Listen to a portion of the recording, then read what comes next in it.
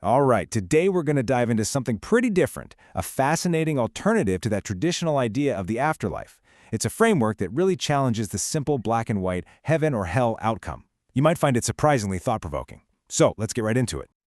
For centuries, a lot of us have been taught that the afterlife is this simple two-door choice, right? You either end up in a place of eternal bliss or a place of eternal torment.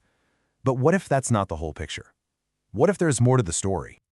Well, the source material for this explainer, a scriptural text known as Doctrine and Covenants 76, proposes a radically different model. Instead of just two final destinations, it describes this graduated spectrum of possibilities. It's a whole new way of looking at it. So let's talk about this spectrum of destiny, where we're mapping the four eternal outcomes. This framework lays out four really distinct paths, and where you end up depends on your knowledge, your actions, and, how you accepted Jesus Christ during your life. It's less like an on-off switch, and more like a dial or a scale. Okay, so here's the big picture. Imagine a scale from 0 to 100. You've got four main states. Way down at the bottom, there's something called outer darkness. Then you have three kingdoms of glory, the telestial, the terrestrial, and the celestial. You can almost think of it like a roadmap, where every destination is custom fit to an individual's journey. Now let's explore these three kingdoms. We're going to make an ascent from the lowest all the way to the highest glory. So let's really dig into these three main kingdoms, okay? We're going to start at the lower end of the spectrum and work our way up. First stop, the telestial. Okay, so here we are, the telestial kingdom. Now, according to our source, this kingdom falls somewhere in the 10 to 59 range on that 100-point scale we mentioned. So the big question is, who actually ends up here? Well, this kingdom is said to be for those who were, unrepentantly wicked in life, or for those who just flat out rejected Christ. But here's an interesting part of this doctrine. They first suffer for their own sins before being redeemed and brought into this kingdom of glory. And this leads to a fascinating paradox.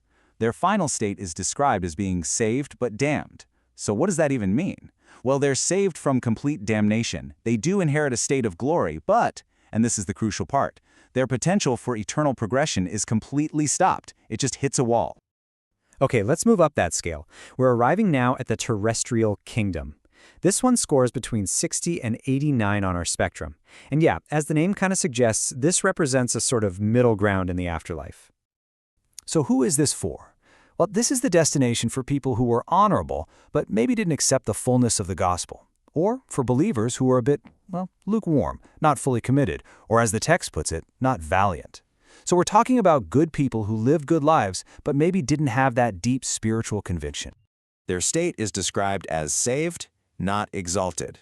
They have the privilege of being in the presence of Jesus Christ, but not God the Father. And just like the telestial kingdom, their potential for any further progression is limited. And that brings us to the very highest destination on the spectrum. Really the pinnacle of this entire belief system, the celestial kingdom, rated from 90 to 100. This is reserved for those who are all in, the faithful, the people who made and kept sacred covenants, and who fully accepted Christ and his gospel. This represents the absolute highest degree of faithfulness and commitment. This is the ultimate goal in this whole framework. It's a state called exaltation. It means living in the presence of both God the Father and Jesus Christ, with the opportunity for unending eternal progression. No limits. So let's talk about the ultimate rejection. Because we've covered the three kingdoms of glory, but you might remember there was one more category at the very bottom of the scale. What about outer darkness? Okay, this is super critical to understand.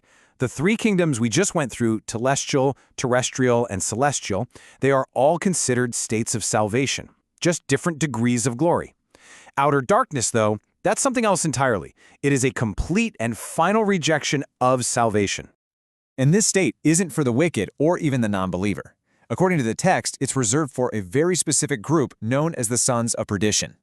And these are people who gained a perfect knowledge of God and Christ, and then chose to fully and utterly reject that truth. On our scale, this is the absolute bottom, rated 0 to 9. It's described not as a kingdom of glory, but as a second death, a state of eternal damnation completely cut off from God's presence. So let's bring it all together. Let's look at justice, mercy, and progression with a comparative summary of these eternal destinies. Because seeing these four destinations side by side really reveals how this entire system tries to balance these huge concepts. This table really clarifies all the differences, doesn't it? I mean, just look at the presence row. It goes from the Father and Son down to just the Son, then the Holy Ghost, and finally to none at all. And the progression row is just as telling. Unlimited potential at the top, limited in the middle, and totally non-existent at the bottom.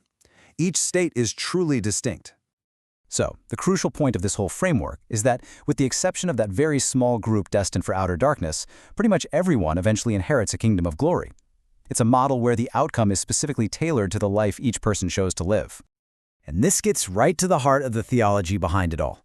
The source itself frames this not as some system of arbitrary reward and punishment, but as, and I'm quoting here, a graded model that reflects justice, mercy, and divine love, with the goal of saving and glorifying as many people as possible. And that leaves us with a final question to consider. Whether you see this as literal theology or a philosophical framework, what does a multi-tiered afterlife, one focused on universal, graded salvation, suggest about the nature of justice, human potential, and divine purpose? Definitely something to think about. Thanks for watching.